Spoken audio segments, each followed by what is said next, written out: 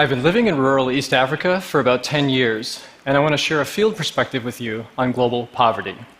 I believe that the greatest failure of the human race is the fact that we've left more than 1 billion of our members behind. Hunger, extreme poverty. These often seem like gigantic, insurmountable problems, too big to solve. But as a field practitioner, I believe these are actually very solvable problems if we just take the right strategies. Archimedes was an ancient Greek thinker, and he taught us that if we lean on the right levers, we can move the world. In the fight against extreme poverty, I believe there are 3 powerful levers that we can lean on. This talk is all about those levers and why they make poverty a winnable fight in our lifetimes. What is extreme poverty?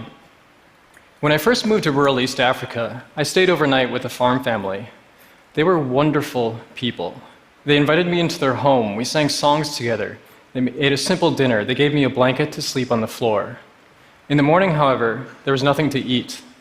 And then at lunchtime, I watched with an increasingly sick feeling as the eldest girl in the family cooked porridge as a substitute for lunch. For that meal, every child drank 1 cup to survive. And I cannot tell you how ashamed I felt when they handed one of those cups to me, and I knew I had to accept their hospitality.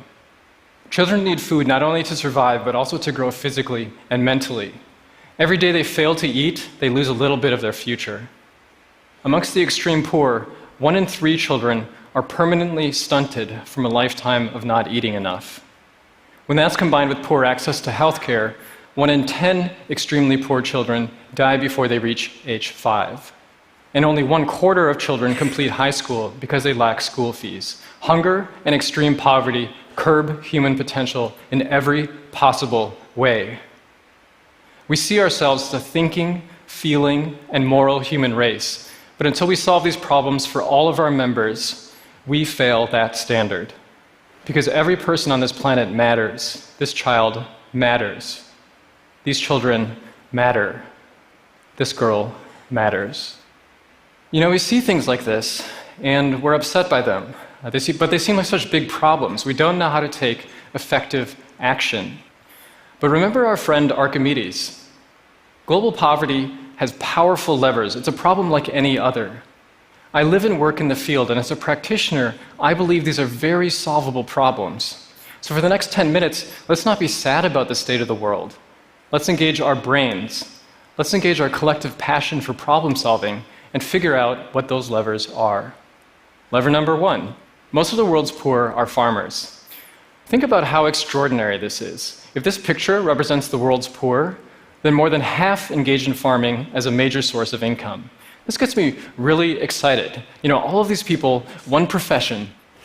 Think how powerful this is. When farmers become more productive, then more than half the world's poor earn more money and climb out of poverty. And it gets better. The product of farming is, of course, food. So when farmers become more productive, they earn more food, and they don't just help themselves, but they help to feed healthy communities and thriving economies. And when farmers become more productive, they reduce environmental pressure. We only have 2 ways we can feed the world.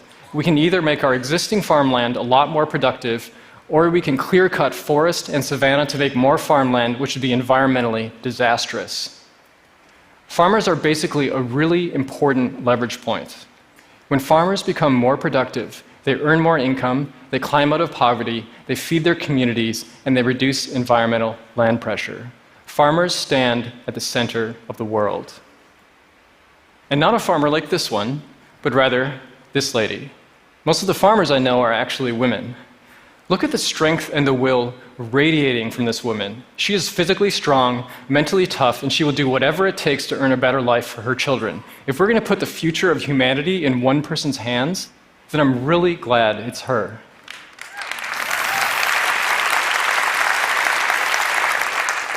There's just one problem. Many smallholder farmers lack access to basic tools and knowledge. Currently, they take a little bit of saved food grain from the prior year, they plant it in the ground, and they till it with a manual hand hoe. These are tools and techniques that date to the Bronze Age, and it's why many farmers are still very poor. But good news, again, lever number 2.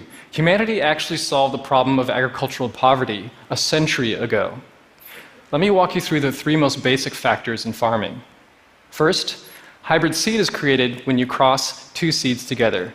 If you naturally pollinate a high-yielding variety together with a drought-resistant variety, you get a hybrid that inherits positive traits from both of its parents. Next, conventional fertilizer, if used responsibly, is environmentally sustainable. If you micro-dose just a pinch of fertilizer to a plant that's taller than I am, you unlock enormous yield gain. These are known as farm inputs. Farm inputs need to be combined with good practice. When you space your seeds and plant with massive amounts of compost, farmers multiply their harvests. These proven tools and practices have more than tripled agricultural productivity in every major region of the world, moving mass numbers of people out of poverty. We just haven't finished delivering these things to everybody just yet, particularly in sub-Saharan Africa. So overall, this is amazing news. Humanity actually solved agricultural poverty a century ago, in theory. We just haven't delivered these things to everybody just yet. In this century, the reason that people remain poor is because maybe they live in remote places. They lack access to these things. Therefore, ending poverty is simply a matter of delivering proven goods and services to people. We don't need more genius types right now. The humble delivery guy is going to end global poverty in our lifetime. So these are the three levers, and the most powerful lever is simply delivery.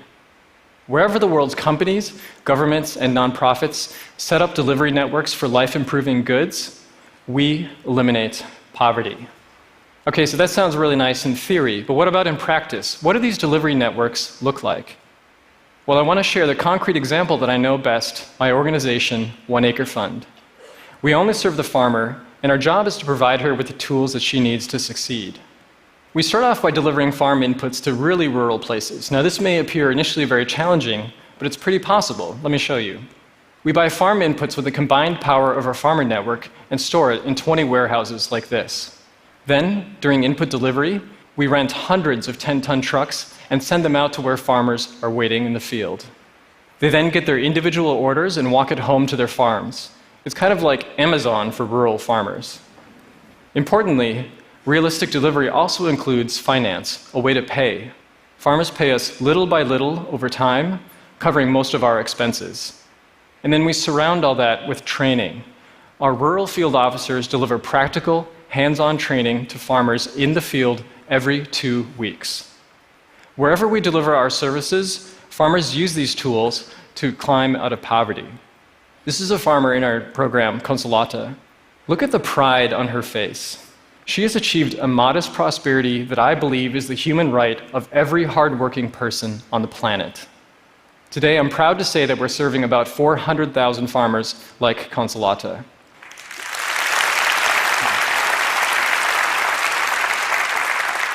The key to doing this is scalable delivery. In any given area, we hire a rural field officer who delivers our services to 200 farmers on average, with more than 1,000 people living in those families.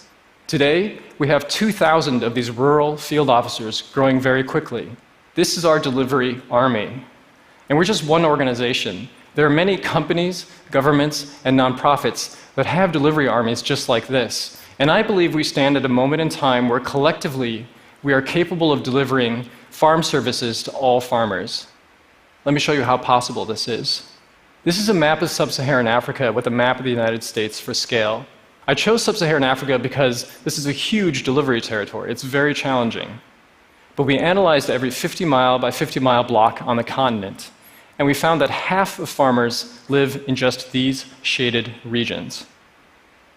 Well, that's a remarkably small area overall. If you were to lay these boxes next to each other within a map of the United States, they would only cover the eastern United States. Well, you can order pizza anywhere in this territory, and it'll arrive at your house hot, fresh, and delicious. If America can deliver pizza to an area of this size, then Africa's companies, governments, and nonprofits can deliver farm services to all of her farmers.